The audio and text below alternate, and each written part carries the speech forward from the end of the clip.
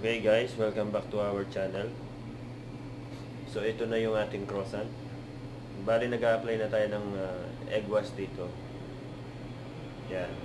Yung egg wash para shiny yung skin ng ating croissant pagkaluto. Yan. Wait lang tayo ng ilang minutes dyan para i-bake na natin.